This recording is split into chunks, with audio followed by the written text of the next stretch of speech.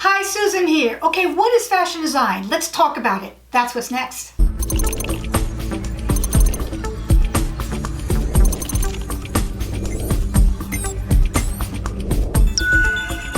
Hi everyone. So if you're new to my channel, I'm a fashion designer, instructor, consultant, couturier, and I have a channel that teaches you everything about fashion design and how to become a fashion designer. And lately I've been doing these series of videos on a broader sense of talking about the industry itself and the fundamentals of the industry. So today's subject is, what is fashion design? Fashion design is the art and application of design and aesthetics to clothing and accessories.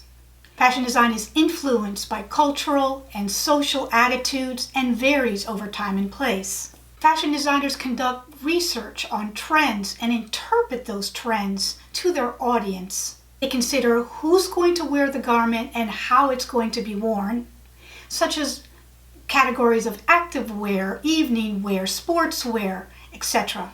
So fashion design as a whole is different than the actual fashion designer, right? So we understand the difference between those two. And now let's just dive deeper. There's different categories and I can go into a whole video on what fashion designers are. But I wanted to talk about fashion design first. So fashion design is the art of an application of creating a garment and everything that has to do with that garment. But fashion design is taking that art and taking that design and applying it to the research that they do in the industry with trends and fabrics and colors, as well as social and economical changes that might be happening in the industry as a whole. And they put all that together and designers make that garment. So the art of fashion design is taking the elements all over the world and at large and what influences that particular designer and then brings it to the garment, to the line, to the collection, if that makes sense.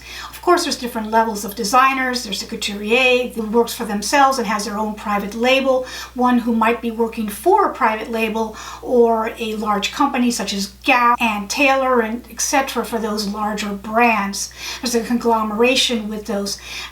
I can go into more detail with that as far as these companies. They are not just working for Gap or Lord & Taylor. Sometimes these companies are actually joined in, and many of the companies together, and you have an anonymous designer working on a particular part of that design, that company, or all of it as a whole. A stylist is just basically a stylist. We're not going to call them an actual fashion designer because they might take the garment and just make some small changes and make it their own, and they still in the category of fashion design, if that makes sense. Many types of levels of fashion design. There's couture, contemporary, missy, bridge, ready to wear, evening wear, sleep wear, sportswear, active wear. It goes on and on. There are many subcategories of categories in the design industry, but there's a huge influence of wanting to be able to be a fashion designer and to design and influence the world maybe at this moment in time. And that's probably the draw, one of the draws that makes someone want to be a fashion designer or want to get into the business, because it does have a powerful impact on society as a whole, because we all have to wear clothing, right? Among all of this, designers have to be aware of the time constraint to produce a line that takes months and months to do. An average line or collection will take 3 to 4 months to look at future aspects of what people will want and make sure that it'll fit their customer and their needs within the time period that it's going to get to the actual store.